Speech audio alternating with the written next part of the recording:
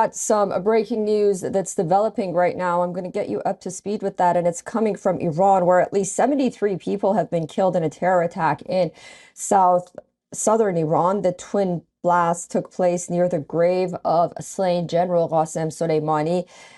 There was a ceremony underway marking the fourth anniversary of Soleimani's killing. When the attack happened, dozens have been injured. In the terror attack, Soleimani was killed in a U.S. drone strike near Baghdad International Airport back in January of 2020 during the Trump administration. Soleimani was head of the Revolutionary Guard's Quds Force, an elite unit that handles Iran's overseas operations, and one deemed to be a foreign terrorist organization by those here in the United States on the terrorist watch list. We know this much so far regarding this incident. The state broadcaster IRIB also confirmed that the 171 people were wounded in the blast. It was a procession, as I mentioned, near the Sahib al-Zaman Mosque in southern Kerman.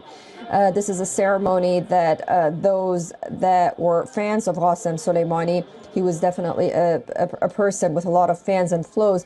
They were gathering because of this procession for his death anniversary in this southern city.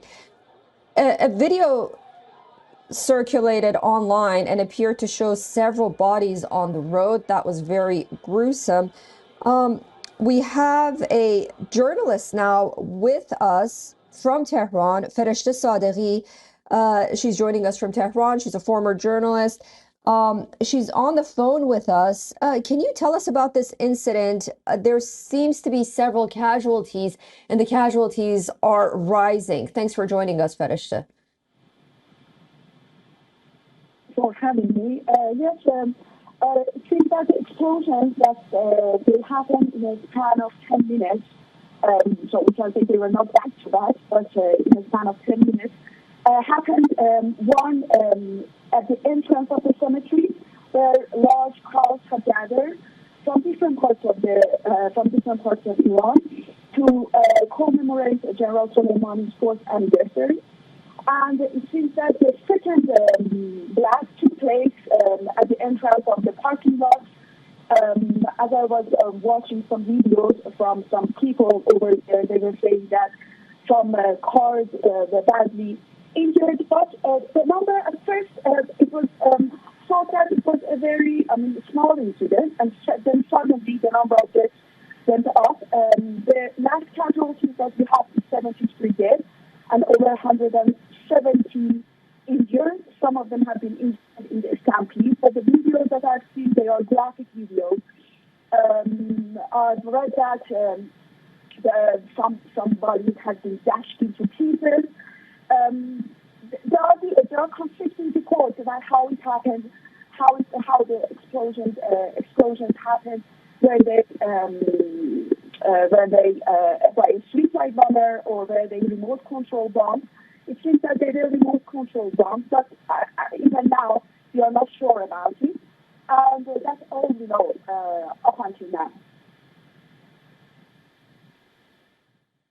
And Fereshteh, what is the mood on the ground in Kerman following this incident? Is it absolute chaos right now, or have the authorities been able to get people to safety and sort of clear out the roads and the places around this mosque?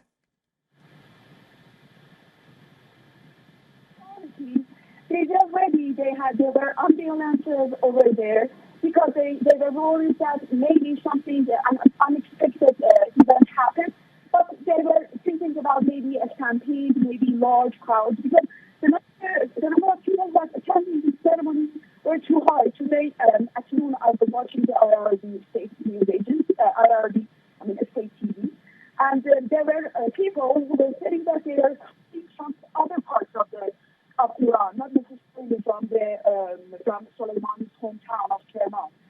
So they were coming to this cemetery, visiting, and then authorities, maybe they were not ready for any sort of terror blast, but they were worried that maybe a stampede or something like that happened.